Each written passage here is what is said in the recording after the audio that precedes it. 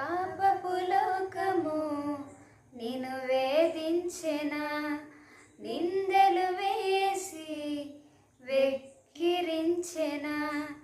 పాపపు లోకము నిన్ను వేధించెనా, నిందలు వేసి వెక్కిరించెనా.